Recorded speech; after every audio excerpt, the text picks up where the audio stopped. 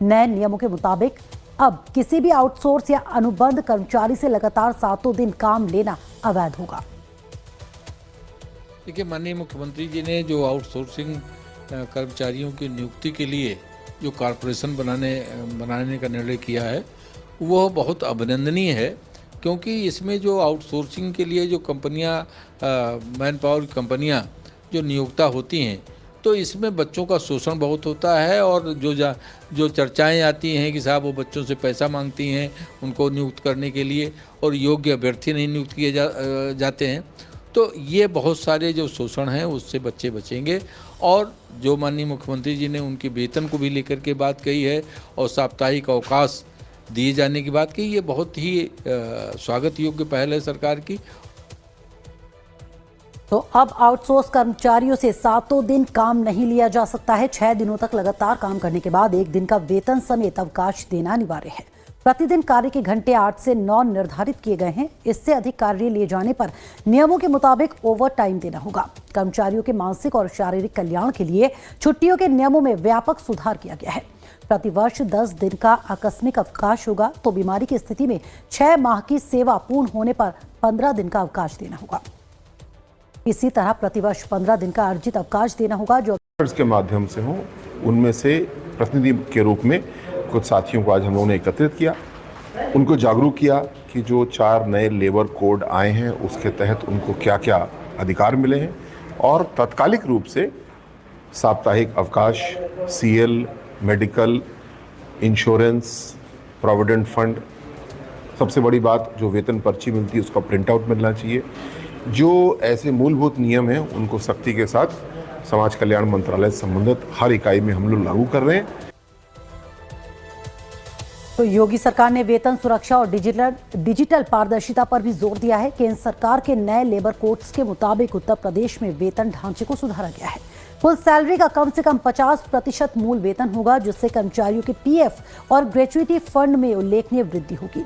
इसी तरह पारदर्शिता सुनिश्चित करने के लिए वेतन हर माह की 1 से 5 तारीख के बीच सीधे बैंक खाते में जमा करना अनिवार्य कर दिया गया है। सरकार का दावा है कि 1 अप्रैल 2026 से प्रभावी हुए आउटसोर्स सेवा नियम के माध्यम से बिचौलियों के शोषण को जड़ से खत्म किया जा रहा है। बोलेंगे लौह पुरुष सरदार वल्लभ भाई पटेल एम्प्लॉयमेंट जोन, उसी जिले के अंदर स्किल डेवलपमेंट से लेकर के एम्प्लॉयमेंट की गारंटी उसी जिले के अंदर उपलब्ध करवाएंगे नौजवान को। कोई भी 8 पास नौजवान हो या फिर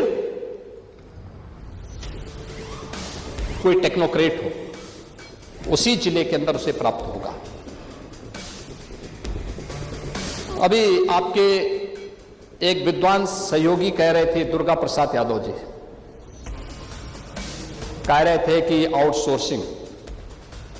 आउटसोर्सिंग की डकैती, सबसे बड़ी डकैती आउटसोर्सिंग के माध्यम से और उसके माध्यम से शोषण करने वाले जितने भी उसके आउटसोर्सर हैं वे सब समाजवादी पार्टी से जुड़े हुए हैं। शोषण करने वाले जितने हैं, अरे अब मैं नाम गिनाना शुरू कर दूंगा, आप चले जाइए अरे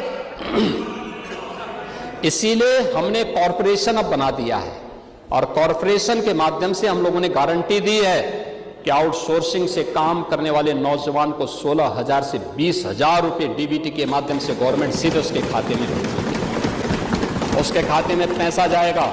आउटसोर्सिंग कंपनी केवल आउटसोर्सिंग की फीस सरकार से लेगी, सरकार उसको अलग से फीस देगी। और शोषण अगर किसी ने किया ब्लैक लिस्ट भी होगा और जेल भी जाएगा। यूपी के नौजवान का कोई शोषण करेगा तो उल्टा टंगवा दिया जाएगा उसको।